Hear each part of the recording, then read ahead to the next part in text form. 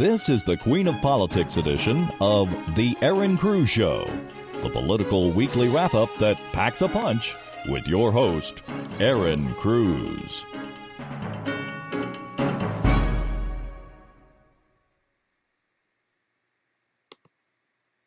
Good evening and welcome to the Erin Cruz Show, coming to you live from beautiful Palm Springs, California. This is Queen of Politics. Actually, it's Political Core. We've taken over Queen of Politics night tonight to bring you a story and a message from a couple of days ago. And I am your hostess, Erin Cruz. Thank you for joining me. Tonight's topic is a trip about Trump, a bomb, and more media lies.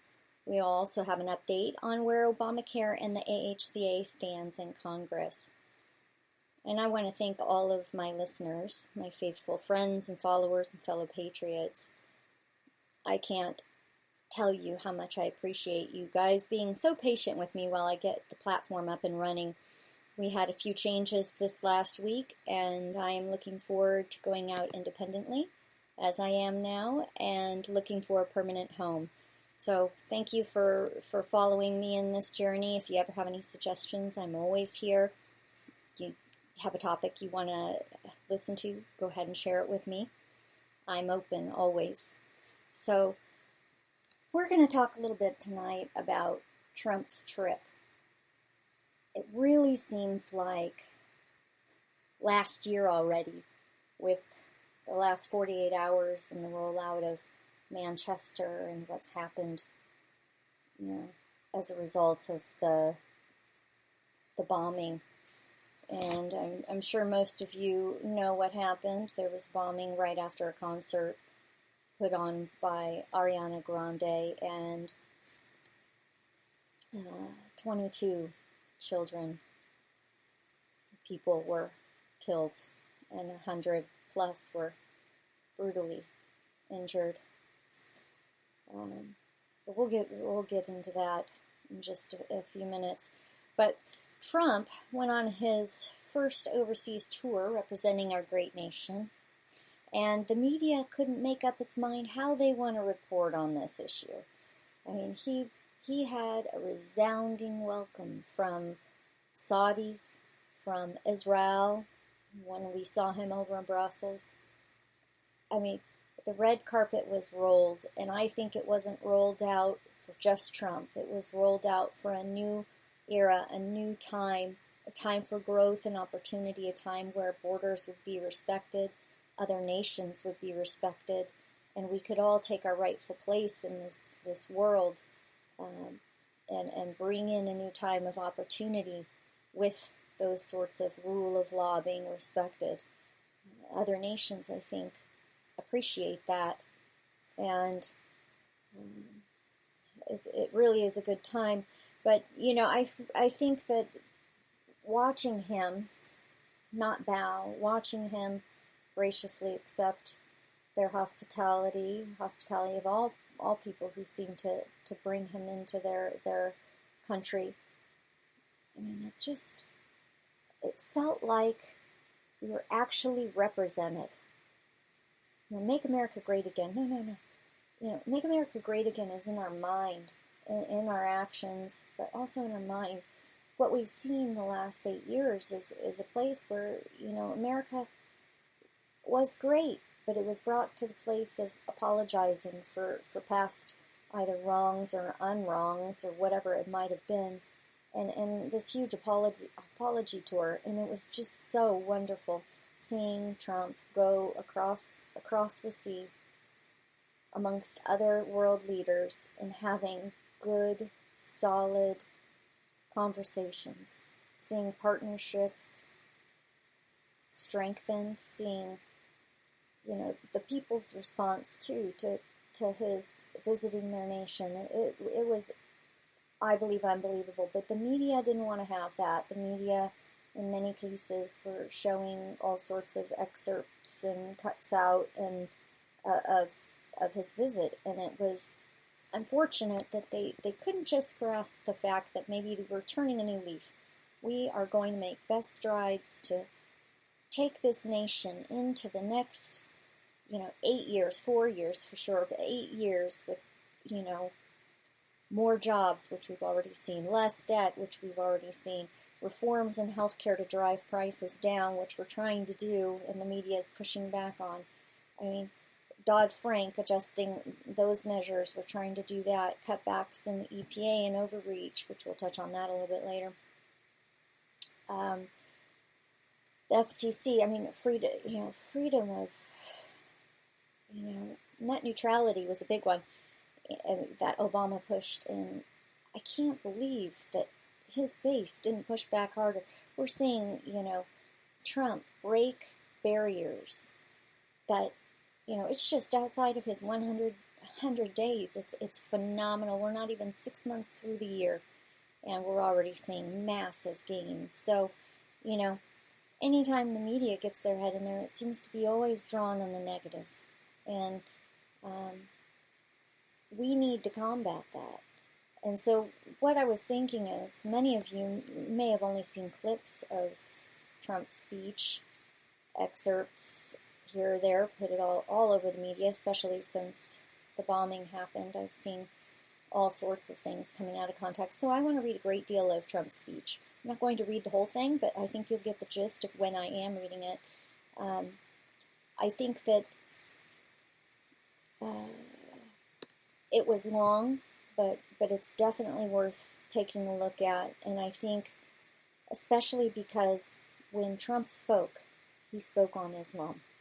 All right, he was in Saudi Arabia. This is a speech from Saudi Arabia. He spoke on Islam and their role within the realm of radical extremists, as many call them. I call them, devout and devout Muslims. But he spoke about the need for Islam to step up to the plate, take responsibility, and condemn the actions of those people around the world that are making Islam look bad, that are hurting innocent people. And I think the way he addressed it was exemplary. I mean, it was just out of this world. But I really want to read this speech, because if you only did get those blurbs, if you only did hear a little bit of what he had to say, even the media and their reporting of this, as I read it, the article from CNN, and I'll post that in the reference section, which I always do, in the media, when they did their transcripts, they emphasized words in a way, and they made kind of annotations in the way that they print it, that is just inappropriate, and it's even slanted in a transcript. It's just, folks, we have a media that is out of control right now. Out of control. And the only way for us to do anything is to push back. The only way for us to do anything is to push back. We have to stop clicking on their links. I am sharing CNN for an example. But, and I think people need to see this. But as a whole, we have to stop clicking their links, clicking their ads, clicking their shopping things, clicking anything that would give them any sort of revenue. Because right now we're losing Fox News. Since the children have taken over and the father died, we have to take back the media. And the only way to do that is to starve the big guys and give energy to the people who are going to be reporting appropriate. For example, Hannity and some other even conservative talk show people, even centrists, and news outlets like What American News Network, and some kind of more smaller niche type organizations. But we have to do something, because this what I'm seeing in this transcript is just it's irresponsible, and it's outright blatant, and we shouldn't stand for this. We need to push back. So what I'm going to do is I'm going to go ahead and get to it. And you can learn for yourself about all these things by reading the references that I give to you, and really seeing it for yourself. If you hear people talking about these things and talking about who said what, when, where, why, how, where did they see it?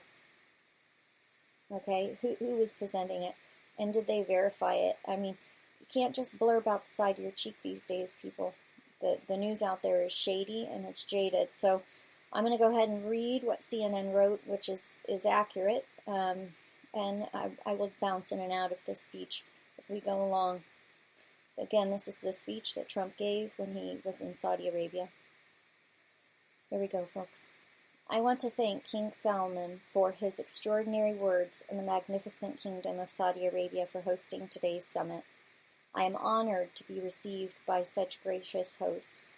I have always heard about the splendor of your country and the kindness of your citizens, but words do not do justice the grandeur of this remarkable place and the incredible hospitality you have shown us from the moment we arrived. You also hosted me in the treasured home of King Abdulaziz. I can never say his name. Please forgive me. The founder of the kingdom, who united your great people, working alongside another beloved leader, American President Franklin Roosevelt. King began an enduring partnership between our two countries. King Salman, your father would be so proud to see that you are continuing his legacy. And just as he opened the first chapter in our partnership, today we bring a new chapter, and that will bring lasting benefits to our citizens. Let me now also extend my deep and heartfelt gratitude to each and every one of the distinguished heads of state who made this journey here today.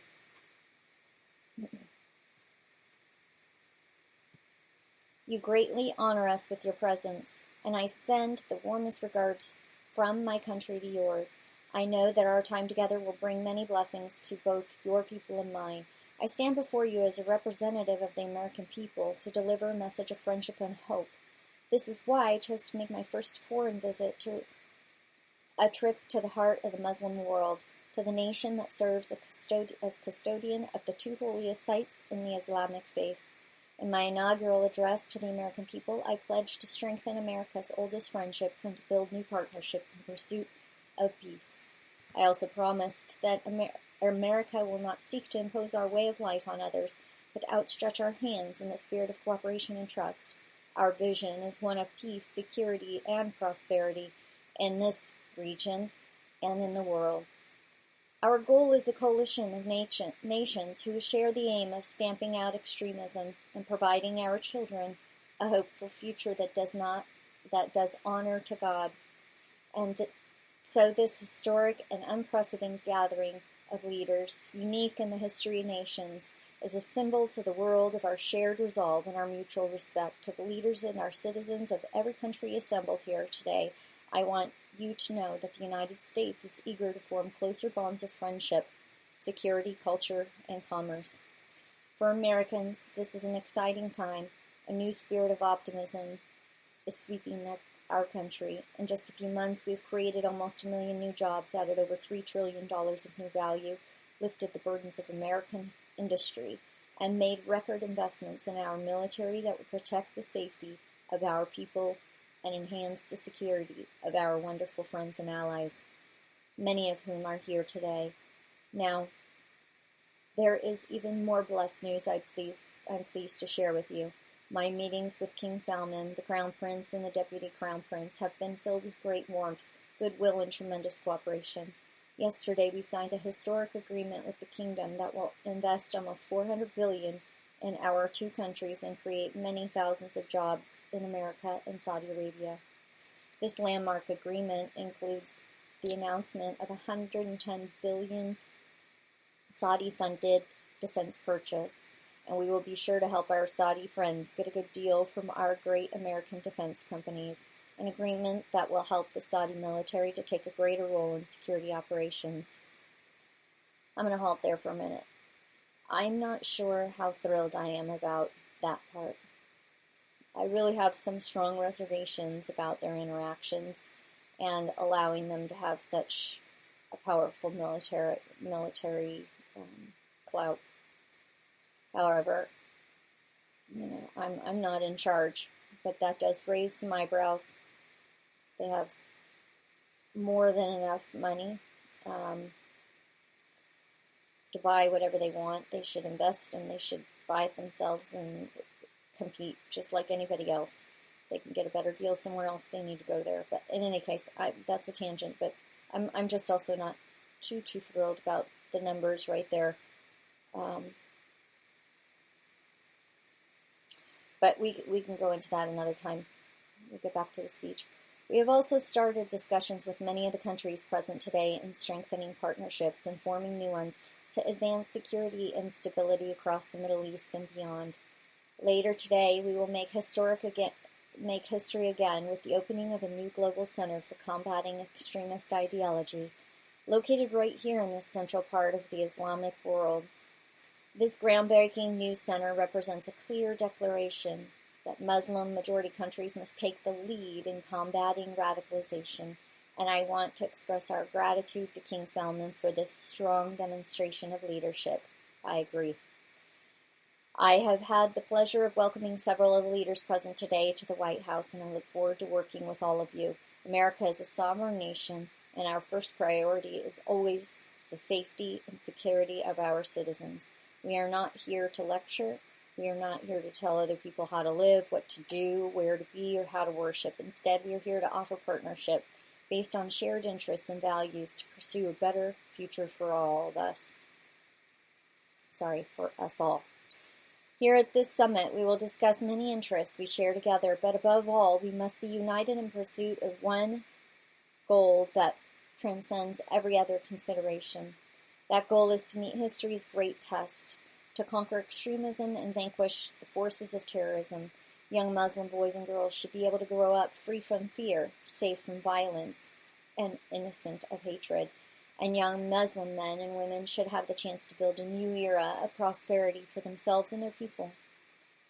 With God's help, this summit will mark the beginning and the end for those who practice terror and spread its vile creed. At the same time, we pray this special gathering may someday be remembered as being a peace in the Middle East and maybe even all over the world. But this future can only be achieved through defeating terrorism and ideology that drives it. Few nations have been spared its violent breach. America has suffered repeated barbaric attacks, from the atrocities of September 11th to the devastation of the Boston bombing, to the historic killings in San Bernardino and Orlando. The nations of Europe have also endured unspeakable horrors. You have to remember, this is just a few days before Manchester, and it almost echoes in my soul how it's going to take some time and a huge effort to figure out exactly how they're approaching this war and to seek out those who aim to harm others and innocent people. Let's get back to the speech. The nations of Europe have also endured unspeakable horror. So too have the nations of Africa and even South America. India, Russia, China, and Australia have been victims. But in sheer numbers, the deadliest toll has been exacted on the innocent people of Arab, Muslim, and Middle Eastern nations. They have borne the brunt of the killings and the worst of the destruction in this wave of fanatical violence. Some estimates hold that more than 95% of the victims of terrorism are Muslims themselves. We now face a humanitarian and security disaster in this region that is spreading across the planet. It is a tragedy of epic proportions. No description of the suffering and depravity can begin to capture its full measure. The true toll of ISIS, Al-Qaeda, Hezbollah, Hamas, and so many others must be counted not only in the number of dead. It must be counted in the generations of vanished dreams. The Middle East is rich with natural beauty, vibrant cultures, and massive amounts of historic treasures. It should increasingly become one of the greatest global centers of commerce and opportunity. This region should not be a place from which refugees flee, but to which newcomers flock. Saudi Arabia is home to the holiest of cities and one of the world's greatest faiths. Each year, millions of Muslims come from around the world to Saudi Arabia and take part in Hajj. In addition to ancient wonders, this country is also home to modern ones, including soaring achievements in architecture. Egypt was a thriving center of learning and achievement thousands of years before other parts of the world. The wonders of Giza, Luxor, Alexandria are proud monuments to that ancient heritage. All over the world, people dream of walking through the ruins of Petra and Jordan. Iraq, with the cradle of civilization, is a land of natural beauty. So this goes on to talk about the different aspects of what's, kind of going on over there and kind of trying to tap into where we need this thing to go with those Arab nations. I want to get back into what he's talking about Islam. So every time a terrorist, he says, murders an innocent person and falsely invokes the name of God, it should be an insult to every person of faith. Terrorists who do not worship God, they worship death. If we do not act against this organized terror, then we know what will happen. Terrorism's devastation of life will continue to spread. Peaceful societies will become engulfed by violence, and the futures of many generations will sadly be squandered. If we do not stand in uniform condemnation of this killing, then not only will we be judged by our people, not only will we be judged by history, but we will be judged by God. This is not a battle between different faiths, different sects, or different civilizations. This is a battle between barbaric criminals who seek to obliterate human life and decent people of all religions who seek to protect it. This is a battle between good and evil. When we see the scenes of destruction in the wake of terror, we see no signs that those murdered were Jews or Christian or Shia or Sunni. When we look upon the streams of innocent blood soaked in the ancient ground, we cannot see the faith or sect or tribe of the victims. We see only that they were children of God, whose deaths are an insult to all that is holy. But we can only overcome this evil if the forces of good are united and strong, and if everyone in this room does their fair share and fulfills their part of the burden. Terrorism has spread across the world, but that path to peace begins right here, on this ancient soil, in this sacred land. America is prepared to stand with you in pursuit of shared interests and common security.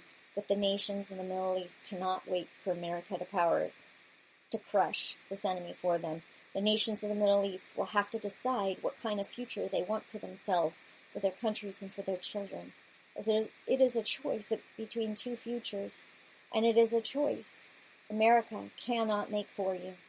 A better future is only possible if your nations drive out the terrorists and extremists.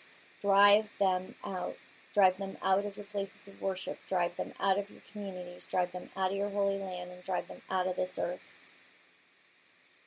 For our part, America is committed to adjusting our strategies to meet evolving threats and new facts. We will discard those strategies that have not worked and apply new approaches informed by experience and judgment. We are adopting a principled realism rooted in common values and shared interests. Our friends will never question our support, and our enemies will never doubt our determination. Our partnerships will advance security through stability, not through radical disruption. We will make decisions based on real-world outcomes, not inflexible ideology.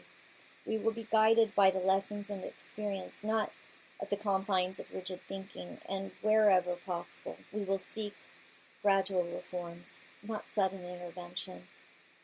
We must seek partners, not perfection, and to make allies of all who share our goals. Above all, America seeks peace, not war.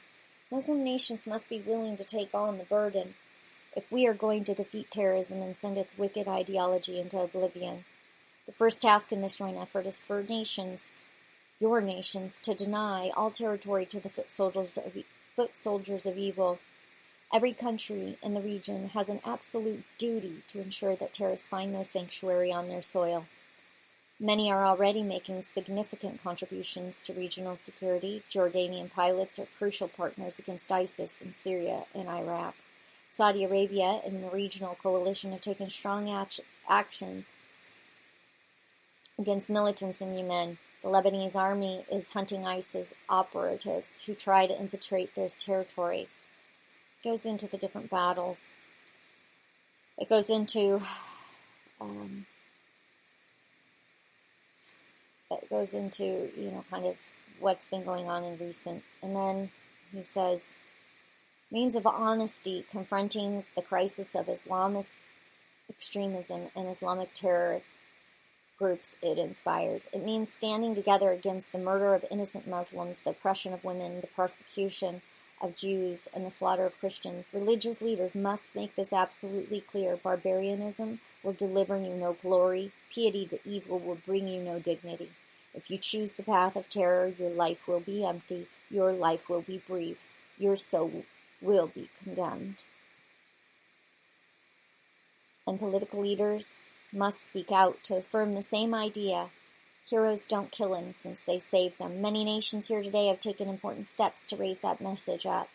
Saudi Arabia's vision for 2030 is an important and encouraging statement of tolerance, respect, empowering women, and economic development. The United Arab has also engaged in the battle for hearts and souls, and with the U.S. has launched a center for counter the online spread of hate. Bahrain is too working to undermine recruitment and radicalism. I also applaud Jordan, Turkey, and Lebanon for their role in hosting refugees. The surge of migrants and refugees living in the Middle East depletes the human capital needed to build stable societies and economies. Instead of depriving this region of so much human potential, Middle Eastern countries can give young people hope for a brighter future in their home nations and regions. That means promoting the aspirations and dreams of all citizens who seek a better life, including women and children and followers of all faiths. Numerous Arab and Islamic scholars have eloquently argued that protecting equality strengthens Arab and Muslim countries. For many centuries, the Middle East has been home to Christians, Muslims, Jews living side by side. We must practice tolerance and respect for one another again and make this region a place where every man and woman, no matter their faith or ethnicity, can enjoy a life of dignity and hope. In that spirit, after concluding my visit, I will travel to Jerusalem and Bethlehem and then to the Vatican, visiting many of the holiest places in the three Abrahamic faiths. If these three faiths can join together in cooperation, then peace in this world is possible, including peace between Israeli and Palestinians. I will be meeting with both Israeli Prime Minister and Palestinian President, starving terrorists of their territory, their funding, and the false allure of their craven ideology will be the basis for defeating them. But no discussion of stamping out this threat would be complete without mentioning a government that gives all terrorists all three safe harbor, financial backing, and social standing needed for recruitment. It is a regime that is responsible for so much instability in the region. I am speaking, of course, of Iran. From Lebanon to Iraq to Yemen, Iran funds, arms, and trains terrorists, militias, and other extremist groups that spread destruction and chaos across the region. For decades, Iran has fueled the fires of sectarian conflict and terror. It is a government that speaks openly of mass murder, vowing the destruction of Israel, death to America, and the ruin for many leaders and nations in this room.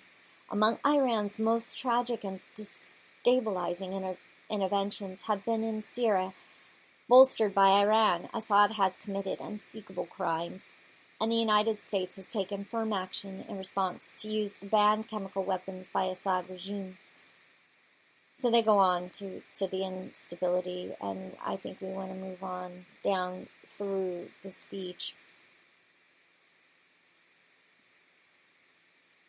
Where he goes to talk about, we in this room are the leaders of our people. They look to us for answers and for action. And when we look back at their faces, behind every pair of eyes is a soul that yearns for justice. Today, billions of faces are now looking at us, waiting for us to act on the great question of our time. Will we be indifferent to the presence of evil? Will we protect our citizens from its violent ideology? Will we let its venom spread through our societies? Will we let it destroy the most holy sites on earth? If we do not confront this deadly terror, we know what the future will bring, more suffering and despair. But if we act, if we leave this magnificent room unified and determined to do what it takes to destroy the terror that threatens the world, then there is no limit to the great future our citizens will have. The birthplace of civilization is waiting to begin a new renaissance. Just imagine what tomorrow could bring. Glorious wonders of science and art and medicine and commerce to inspire humankind. Great cities built on the ruins of shattered towns. New jobs and industries that will lift up millions of people. Parents who no longer worry for their children, and families who no longer mourn for their loved ones. And the faithful who finally worship without fear. These are the blessings of prosperity and peace. These are the desires that burn within a righteous flame in every human heart. And these are just demands of our beloved peoples. I ask you to join me, to join together, to work together, and to fight together, because united, we will not fail. Thank you. God bless you. God bless your countries, and God bless the United States of America. So that rounds out Trump's speech. And I think I'd like to make a point here. We don't have too much more time together, but I'd like to make a point here that Trump, he calls on Islamic nations to fight against those within their groups that are hurting others. Now, that sounds like a good idea, and I agree with it wholeheartedly. But as we saw 2 days later, someone went into a crowded venue and took, unspeakably blew up children and families. 22 of them, and over 100 hurt. But I have to tell you right now, and I'm going to be very honest with you, okay?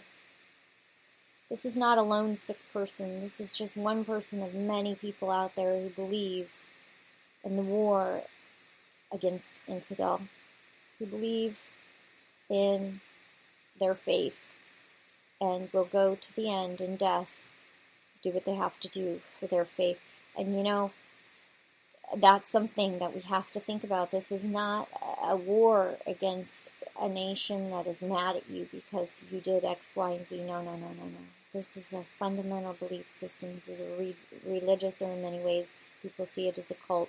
These are ideologies. These are cultural inflictions upon peoples, generation upon generation, familial birthing into Islam, and as a Muslim, right when you come out, you're born of a Muslim, you are a Muslim. These people, many of them don't know what they're involved in, and many of them do. And what I have to say right now is that when we have a man going to a venue like that and blowing up children and families, the war is not just on those dead and those wounded, okay? The 22 people who died, their friends, their family, their neighbors, those are not just the ones hurt, okay? The ones injured, their family members, their neighbors, their community members, those people aren't just hurt. Every girl, boy, and person who went through that traumatic experience in that venue will be impacted forever. The war of Islam is the goal, and the war of the mind of man. They are battling on all fronts, raping women, blowing up large spaces. They are impacting the minds of men and women and children all over the world. And in this case, our most vulnerable, the children. They are scarred, their minds hurt, and broken, and ripped with visions that they should never have had to see. All right? They will then go on in their lives and grow up, many of them not even remembering, many of them having nightmares and remembering too much.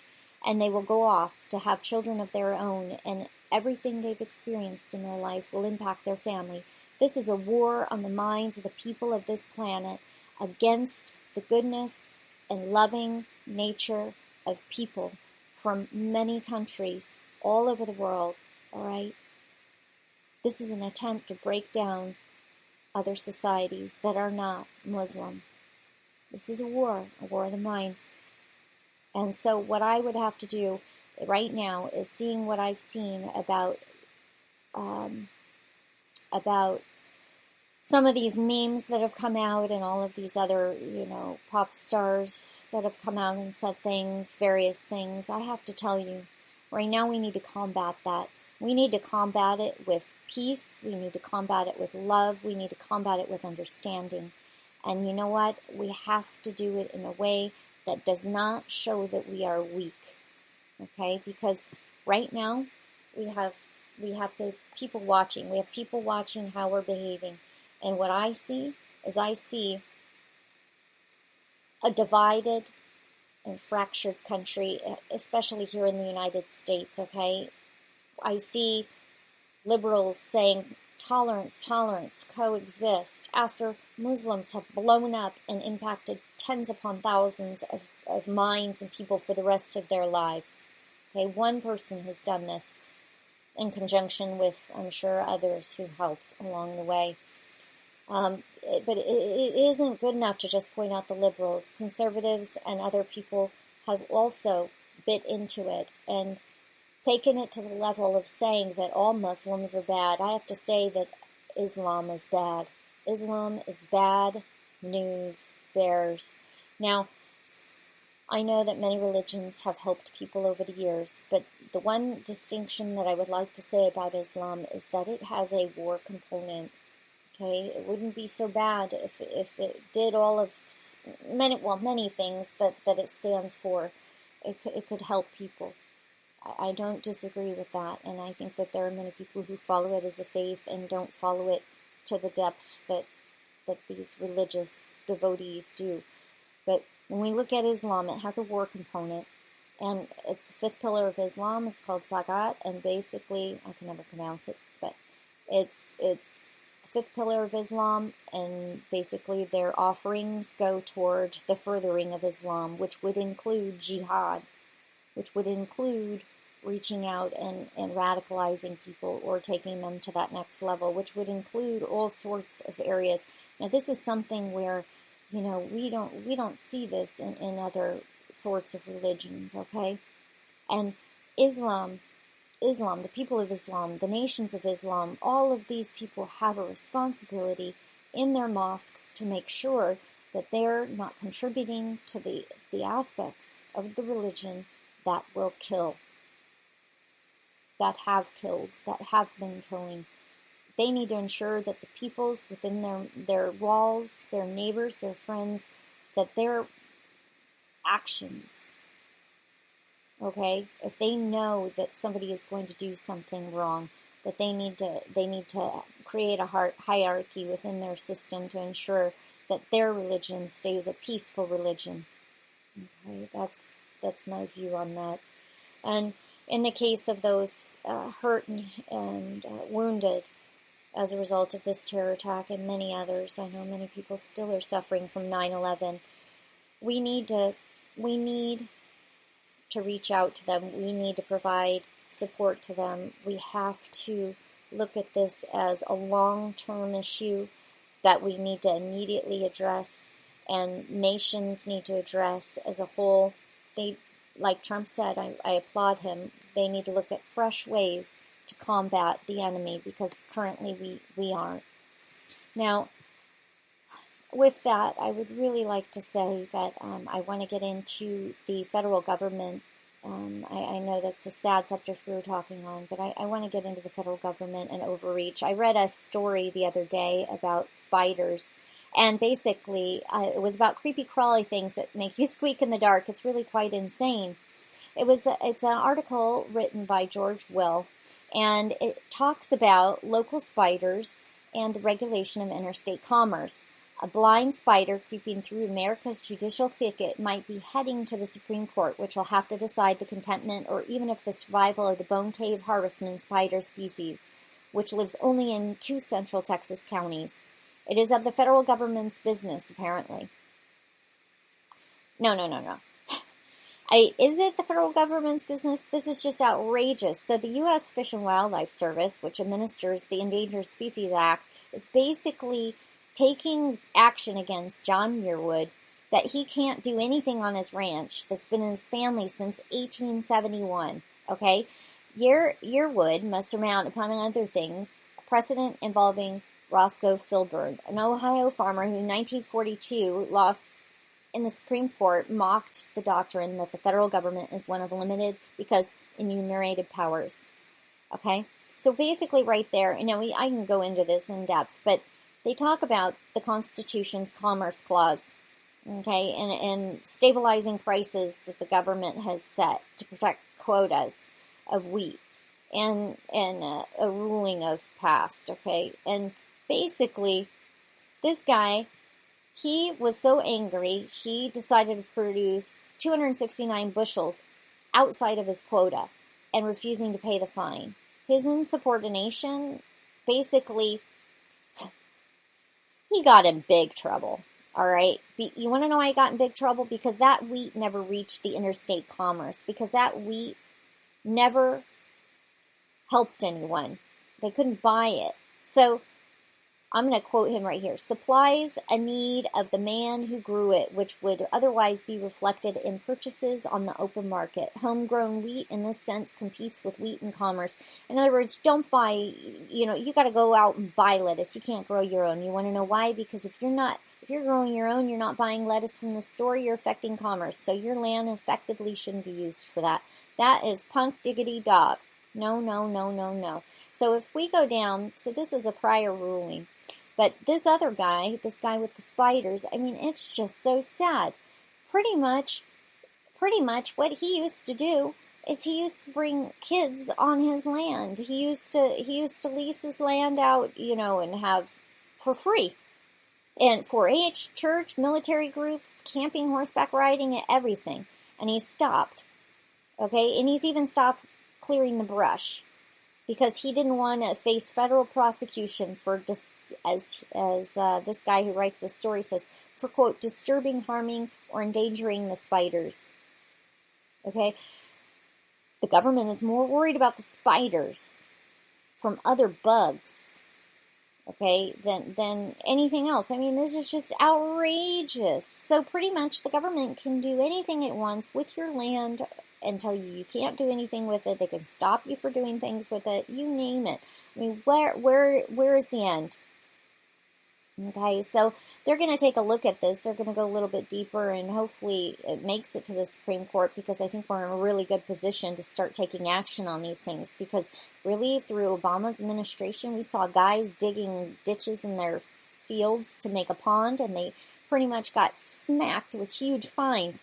We've seen, I mean, you can talk about, there's a list of people who have been persecuted for, just doing the right thing, or, grazing their cattle and what have you. The government is out of control. And the first thing we need to do, Trump is only, 5 months in, he needs to go ahead and take action against this horrible, horrible overreach. Anyway, I thought you'd find that interesting. You can go ahead and read the article yourself and pass the news on it. Hopefully it'll get a lot of light. As for Obamacare, Democrats have pretty much put on Alinsky tactics. If you don't know what that means, please look Alinsky up. They're distracting us from everything to bury what they're actually doing, undermining the president from within quietly, and stopping us from taking action on Obamacare. I've heard that Obamacare may be a few months before we get to revise it and really move forward on anything. We need to put on pressure. I don't care what's going on. You need to call your congressman. You need to call them and let them know what you want. You need to ask them where they stand. You need to pressure them, okay? We've got to get this done. We need our prices to go down. We need more food on our table, more freedom, okay? So let's take a look, lastly, at the tragedy in Manchester and Ariana Grande. We need to stay focused, folks. This girl, all the things around Katy Perry saying no barriers, no borders, we all need to coexist, that's just a bunch of crap, okay? She's all dolled up when mothers have children missing. It's disturbing, yes, but the only way we can combat that is by doing the right thing, saying the right thing, and acting in the right way. We need to band together, we need to do what's right, and we need to be proper and not lose our minds or our focus. So stay vigilant, but also stay polite. As always, I will give you the info and resources used in the show, along with contacts and phone numbers of Congress. I hope you all are ready. The number to Congress is 202-224-3121. You can also reach your congressperson at house.gov, senate.gov. You can also look up other resources on my website, which is www.erincruz.com, or send me an email or an inquiry to info@erincruz.com. I know we move through everything quickly, but I'm always available to you if you have questions or just want to talk about things a little bit more in depth with me. I'll be glad to get back and respond to you. I do. Every single time I hear from you guys, and I've been hearing from quite a few people the last couple weeks, so it's been really quite wonderful. As always, we want to grow together. We want to find common solutions, find common ground. And I will answer any questions I can. Do not hesitate to reach out, all right? Because we are in this together, and I just want to reaffirm that. I also want to reaffirm one last thing before I close the show just right now. It came to my mind, and I can't help but just take this time. And this is hard for me to really talk about, actually, because I really wasn't going to. We are a people, a united people, and I think it's important for us to recognize that we all have a role to play. And while I am conservative, I have friends who are liberals alike, and I want to say that more now than ever, it doesn't matter your religion or your race or your sex or anything else, okay? It doesn't matter your political party. Right now, we have to learn how to converse. We need to actually learn how to get along. Coexistence, not amongst Islam and other religions of the world. No. I've said a lot about where I stand on Islam. But coexistence, we have to be more tolerant of one another. We have to learn how to get along and communicate within our own country, within our own political sphere. We aren't getting along. We're letting the media distract us. We're letting these sorts of things impact our families. And I think it's really super important that we take the time to listen to one another, where each one of us are coming from, okay? It's important. We're fractured right now because we aren't. We're so busy, stuck on our own thinking that we aren't listening to the person across from us. And in many cases, people don't want to listen and they just want to push their point on here. And you don't have to tolerate intolerance. But I think it's important to appropriately communicate with people and to let them know where you're coming from after they've explained where they're coming from, and let them know that you understand what they're trying to say and reaffirm what they're trying to say, and then let them know where you're coming from. Let them know what you think about what they just told you, and share with them why you think the way you do. And I think more often than not, you're going to get the occasional person, but more often than not, we can have conversations, okay? We can make and break ground on this, but it takes time, it takes effort, and you got to care enough. You have to care enough. And I know I don't usually talk about this, but I've been working on a couple of projects now, and they're coming to fruition, and I'm really super excited. Keep your eyes out on my website. I've been working on several things that I think are really going to aid in communication and help people, specifically women. And we've got to do something, folks. It's just, we can't continue on this trajectory of pointing the finger and not being a part of the solution. We also have to fight back. It's not okay just to nod our heads and be quiet and sit still, especially as conservatives. Just because you're a conservative does not mean that you take abuse or allow yourself to be subject to any sort of, things that you don't believe in, because you're an adult and you can make choices for yourself. And especially with the media and reaching into our homes, reaching into our lives, providing us with inaccurate information and influencing our children, schools influencing our children, all these different aspects in our lives and influencing us and the generations to come. You can fight back, and the fight comes from within your own mind, and within your own actions.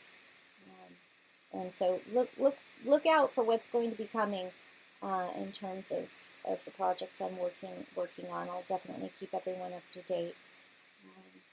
But we've just got to care enough. We've just got to care enough, and it doesn't matter. I'm going to say this again. I just said this 5 minutes ago. It doesn't matter if you're a conservative and you believe in X, and you know another conservative, and you don't agree with them because they believe in Y. Look, you have to set aside the small things. We have to unite against the front, which is trying to tear down our great nation. Period. End of story. There are too many people looking to see us fail, to drag us through the mud and watch us be depleted. Okay? We have to unite on all fronts. That means rival talk show hosts uniting and showing solidarity with one another for a common goal of peace and prosperity for the nation. That means families getting together, even though maybe they've been fragmented, and setting aside some of those differences and being a family and showing good values to their children. It means reaching out to people who maybe you were upset with about certain things politically and just saying, we don't agree. We will never probably agree, but I want to tell you that you matter to me. And I don't agree with you, but you matter to me. And by the testimony of your life, you will hopefully make a reflection on that person, and they will go ahead and they may see through the test of time the evidence of your life and be open to what you see and why, because they see in your life that you are different, that you stand by your principles, but that you're open to understand the human condition and that you love beyond all else, family and friends, and you want your life to be that testimony. And I'm telling you, it will pierce the hearts of man. And if you're a Christian, I also encourage you to pray on these things, because nothing else can do more but the power of prayer, the Holy Spirit going before you and paving the way for good conversations and prosperity in relationships. I'm telling you, it's happened to me time and time again, where I thought nothing can happen and everything did. So I hope everybody has had a good night and enjoyed the show. I know we went a little bit fast, but there was a lot to cover that I wanted to hit on. I want to thank you all for joining me, Erin Cruz, on this edition of the Queen of Politics, where political core took over. Woo-hoo! It's the Erin Cruz Show. Join me again next Tuesday, all right, 7 to 8 p.m. Pacific Standard Time for Political Core, where we get to the core of the issues that matter to you with information you can use to make positive change in your community, in your state, and in your nation. Have a blessed evening, all. God bless you, and God bless America.